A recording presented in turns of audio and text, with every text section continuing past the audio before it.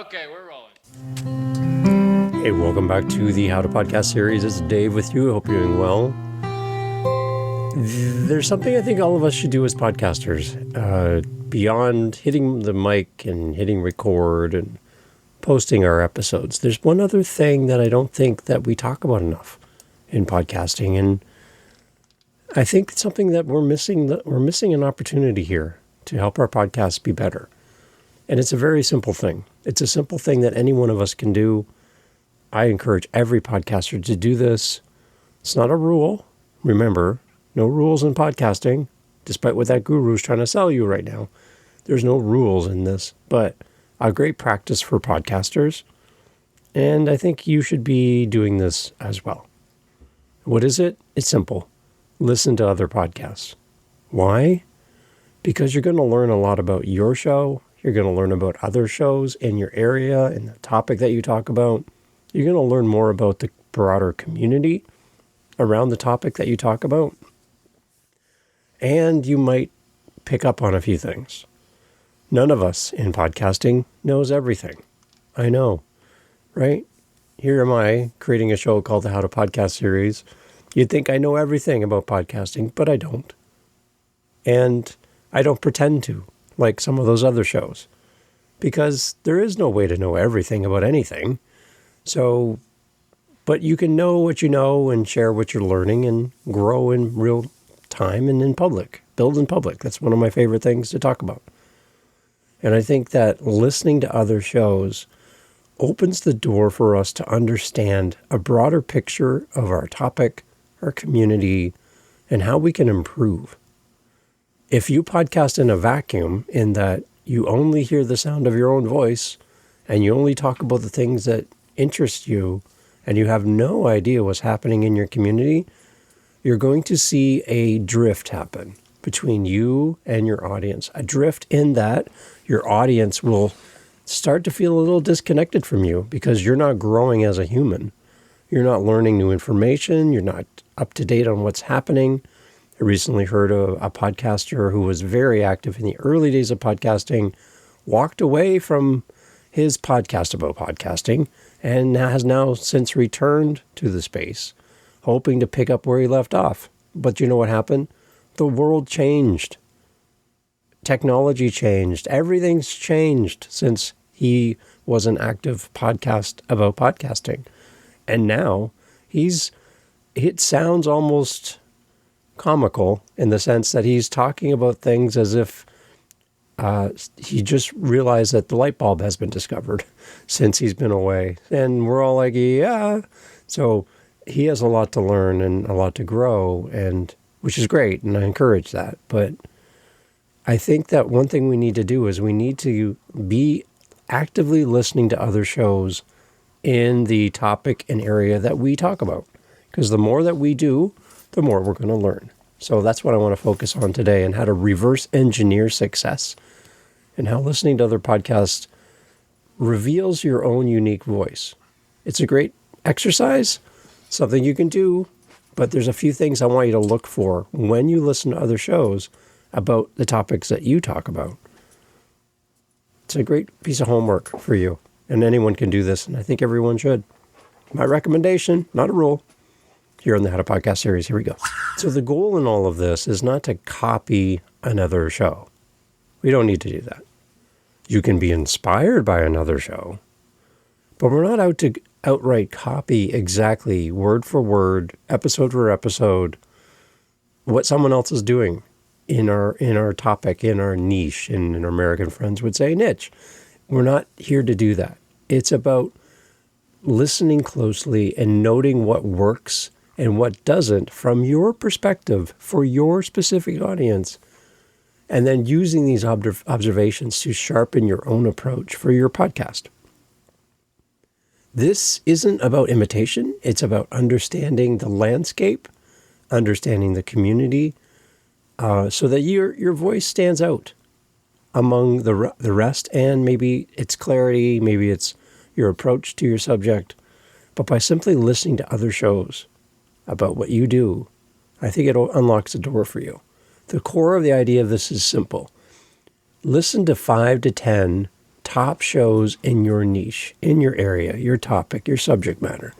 Don't just play them in the background, but pay attention. Like, notice what pulls you into these shows and what pushes you away. What makes you stop listening to this podcast? What is it?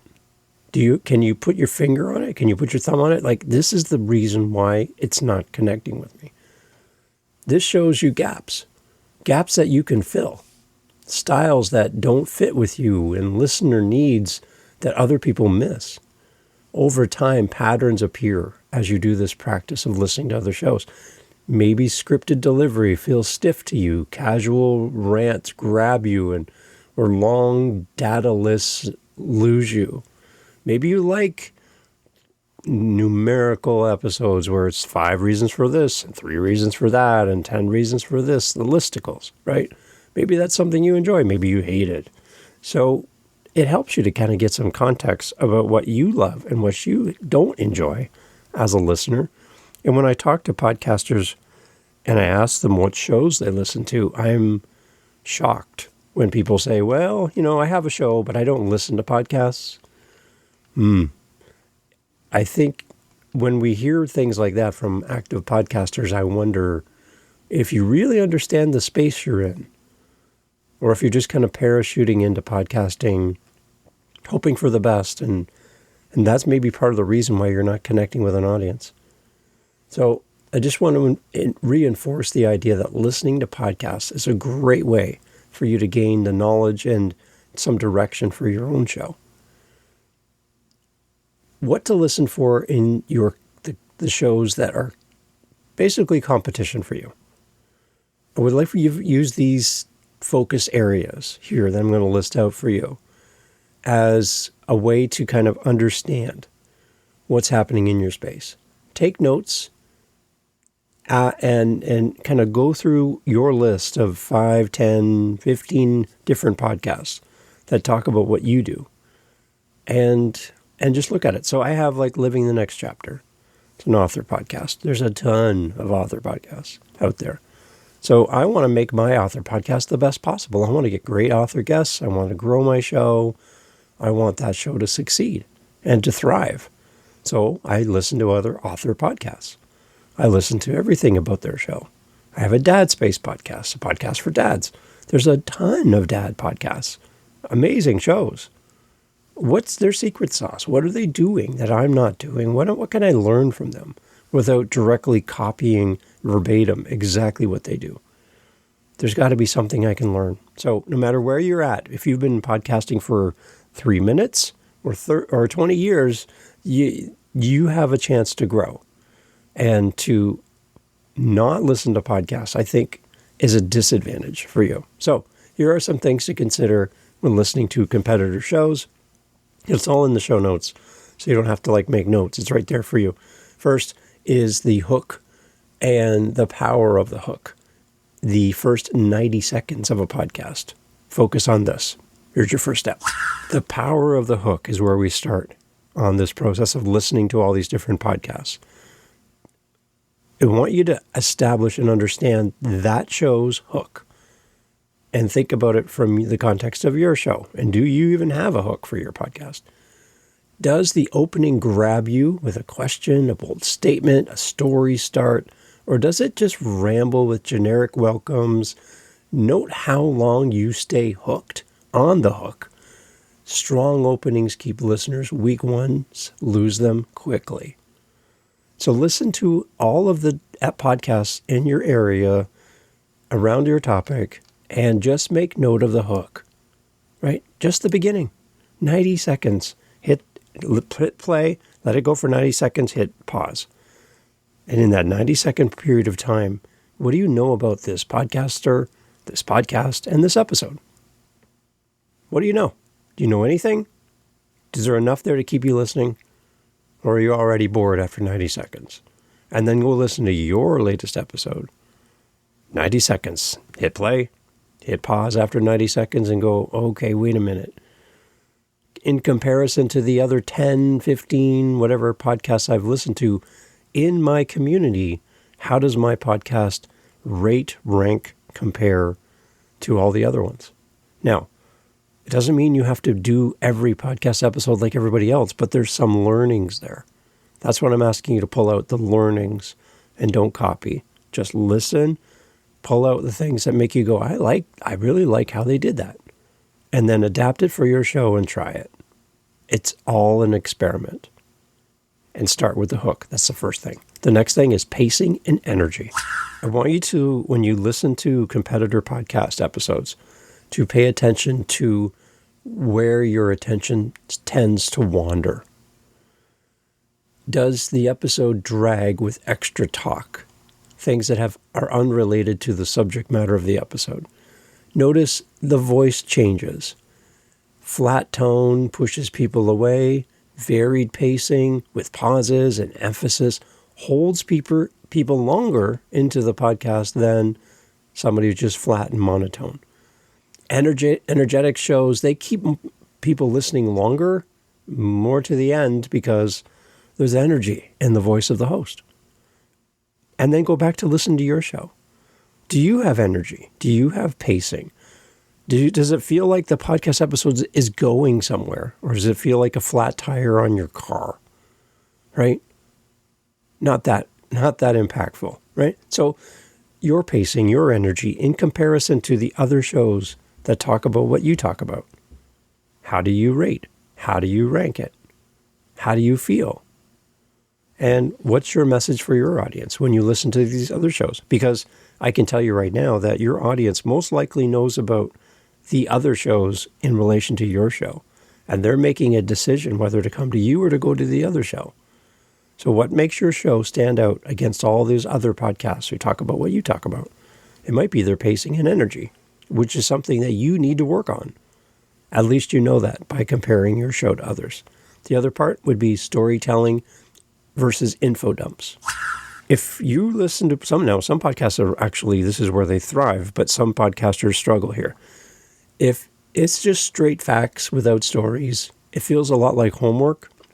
It feels like just it's devoid of human touches. It's just a list. It's just a bunch of things, do these things, and we're done. Stories with lessons always tend to stick better with a listener. Does the host build scenes or just read from bullet points? Are they just reading from a script and there's no humanity in their voice? You might naturally lean toward more personal stories, but also remember there's going to be people who lean more to just the facts. So depending on who your target audience is, are you going to be more storytelling or more info dumps? That's a decision you need to make. And when you compare your show to all the other shows, you're going to have to understand how they do their show and see if there's a gap, because maybe you're the one to fill the gap. So storytelling or info dump, it's kind of up to you. But make a decision based on all of what's happening in the other podcasts. Another thing to watch for when you listen to these other shows around the same topic as you is their connection with their audience. When you listen to the other shows that talk about what you talk about, listen to how the host talks, how the host addresses their audience. Listen for direct you talk. So, for example, if you're juggling work and family versus vague, today's topic is, right, personal connection builds loyalty. Distance creates boredom.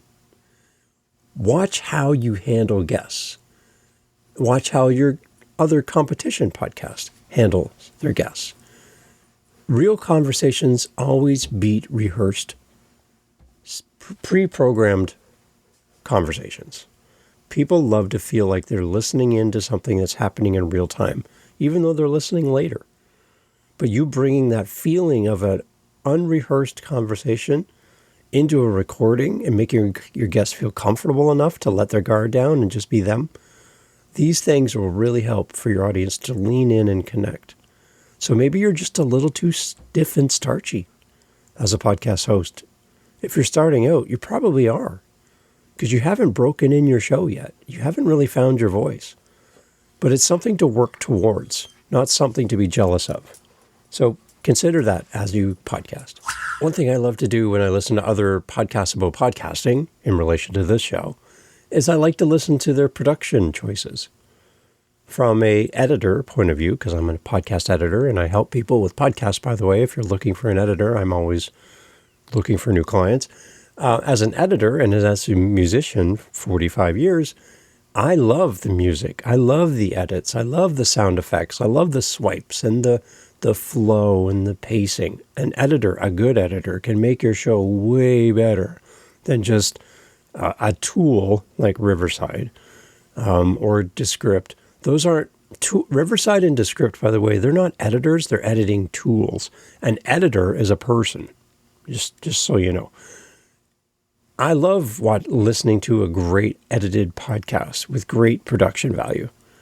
For me, it makes me lean in even more, and it shows me that you give a crap about your content. Simple production highlights the host, busy mixes, distract.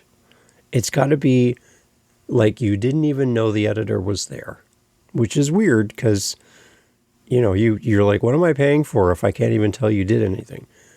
Know the episode lengths too. 20 to 40 minutes works well for most topics, but through my ongoing survey right now, I've had some feedback saying, Dave, you could cut this back a little bit and do shorter episodes, which is interesting. So you need to hear from your audience. You need to listen to other shows and go, my shows are always an hour, and all of my competition do 30-minute shows. My show has zero music. Everybody else has got like cool music intros, and they put a lot of work into their show. It's just me throwing things up as if I recorded a voice message on my phone. Maybe there's an opportunity for your show to be better by making better production choices. It could be that.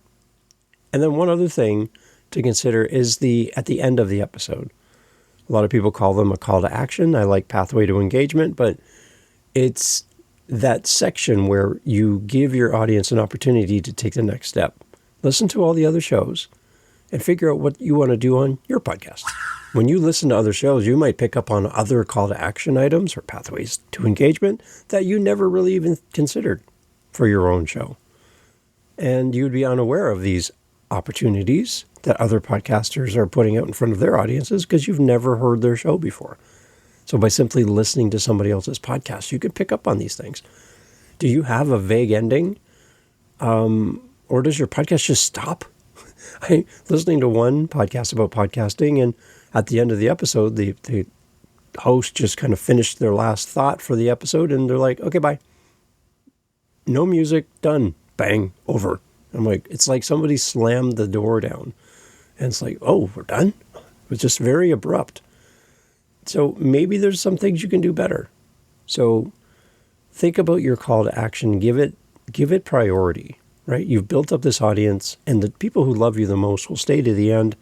So do something that helps them. That should be your focus.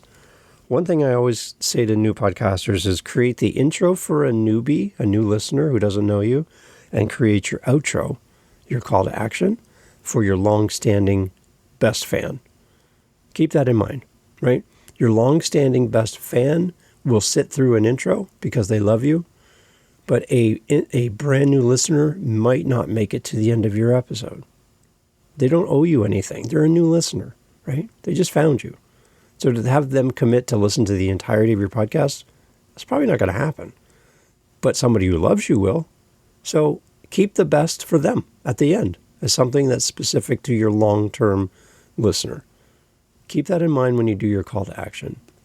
If you do call to action items that are focused on new first-time listeners, I would encourage you to do that near the beginning of your show, not the end of your show, because the new listeners might not be with you at the end. So you're talking to nobody then. So keep that in mind. Focus on the new people at the beginning through your intro. Focus on your long-term listeners at the end because they're probably still here with you. How do we bring insights back to our show? After we've listened to all these shows and we've gathered all this information, what do we do now? What I want you to do is to take what you've learned and adapt it to serve your listeners better and to stay true to yourself and to your podcast. So first, fill the gaps. If others skip emotional sides, explore those. Too many tips? Focus on motivation instead. Like look at the things where you see the obvious gaps between your show and all the other shows, and maybe amplify your style. Dislike their polish on some of those other shows, then maybe you need to keep your show more casual. Find short episodes boring, then go deeper. Make your shows longer. Borrow from their frameworks as well. Use their structure, opener, challenge, solution, story, close, for example, but add your own take. And then test small. Record 3 versions of an episode. One like a rival podcast, your competition, one your way, and one that's kind of mixed. And then ask your listeners for honest feedback. This would be really good if you have some kind of private community, a paid platform where people get extra content. You could test these things in front of a smaller audience of engaged listeners than your entire podcast audience. So think about doing small tests and put it out there in front of the world and get feedback. And then solve for real needs. Use notes to fix problems others ignore, like quick summaries for busy people or detailed steps for beginners. Now, I'm just giving you my feedback. As a listener of podcasts, when you tell me to go to your website for the show notes, I'm not doing that. I'm not. I'm already on to the next podcast that I'm listening to. Your episode is enough for me. And all I want is what I see on my phone. I don't want to stop, go to your website, and then follow all the links. As many times as you encourage me to do so, I'm not going to do that as a listener because I'm on to the next thing. I want enough information in the show notes on my phone as I listen to the episode without going to your website to make sense for the content of what you're going to talk about.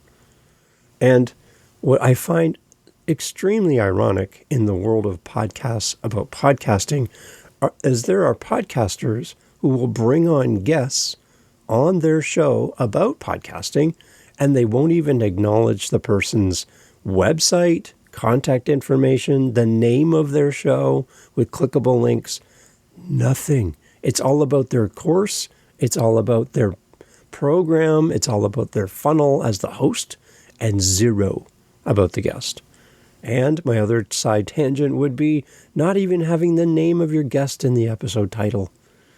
When you have a guest on your show, podcasts about podcasting are terrible for this. And they'll tell you not to put your guest name in the show notes or in the episode title. And I'm like, that's ridiculous. I want to know who this person is. And you're making me go Google them, trying to remember the name of their show that I heard, but I can't see in the show notes, and trying to make a connection with this podcaster that I love. And you're making it hard for me. So stop it. Please. Make sure that it's easy for people to connect with your guests. So 4 action steps for you this week based on listening to other shows, documenting what you're hearing, comparing it to your show. Choose 3 shows, 1 big name, 1 growing steadily, and 1 that you enjoy quietly around your topic, okay? Not something unrelated to your topic, but directly related to what you are doing or want to do on your show. Listen to 2 episodes from each with a notebook handy. This is not something you're going to do while you're doing the dishes, washing, vacuuming, walking the dog. This is you. This is homework. This is you sitting down and being focused on this. Spend 15 minutes noting what stands out from these 2 episodes from 3 different podcasts. Okay? And then listen and then list 5 ideas that go against what you've heard for your next episode. Some things that stand out for you. And then number 4 is record a test episode with 1 insight mixed into your style and share it in your community, your meetup group, your email newsletter, something. But record a test episode to see if you're on the right path. Listening to others isn't cheating. It's called research. Your voice sharpens when you see what surrounds what's happening in your space. Those shows map the territory. You find your own route through it. The key takeaway here, listen carefully, learn selectively, and adapt thoughtfully. Other podcasts help you see what works so that you can deliver what only you can deliver. Content your listeners connect with deeply because it comes from you. Drop a comment on Spotify. What's one thing from a rival show that you'll change for yours? I'd love to hear from you if you're listening on Spotify or YouTube. That's where you can leave comments within the episode. That'd be excellent to hear from you. Thanks for being part of the How to Podcast family. If you're listening to this show as a competition for your show, I'd love to hear from you. I'd love to hear about your podcast about podcasting. I'm always looking for another show to add to the list, so please let me know. Hey, you're still here? Great. Okay, a reminder, February 13th and 14th, 2026, I'm going to be doing something I've never done before. I'm going to be doing a marathon of 24 episodes in 24 hours. It's going to start at 10 a.m. on the 13th of February and go to 10 a.m. on the 14th, which is Valentine's Day of February 14th, 2026. And what I'm going to be doing is every hour on the hour, I'm going to record, edit, and post a new episode of the How to Podcast series 24 hours straight, all day, all night, and back into the next morning, leading into our meetup group that begins at 11 a.m. Eastern. So it's a whole 24-hour period, and there's a lot of stuff going to be happening here. So if you're interested, I'm going to be doing some stuff live on Instagram. I'm going to go live there. I'm going to try going live on YouTube. I'm going to go live on LinkedIn. I'm just going to kind of be all over the place. So I know that we have an amazing global audience here for the How to Podcast series. And if you are willing and able to join me, pop in here and there. I don't expect you to be there all 24 hours straight. That's ridiculous. But I'd love for you to drop in. So if you're in New Zealand, Australia, the UK, all over the world, and different time zones, and you want to pop in and it works for you, then drop in. I'd love to hear you, see you. Follow me over on Instagram if you want to see the live Instagrams. But yeah, I'd love to kind of connect with you. So it's a challenge for me to do 24 episodes in 24 hours. I don't know a lot of people who do this, but I'm up for it, and I'd love to have you along for the journey. February 13th and 14th, 2026, Dave does 24 hours, and I do 24 episodes in that time frame. So I'd love to have you there with me. If you're up for it, come by. I'd love to hear you and see you participate in the audience, and we'll chat. We'll do stuff together. But this is a challenge I put in front of myself for 2026, and I'd love to have you along for the ride. February 13th and 14th, beginning at 10 a.m. Eastern on the 13th. Come and join us for the How to Podcast series marathon. It's going to be fun. It's going to be interesting. It's going to be fun. Hope to have you there. Bye.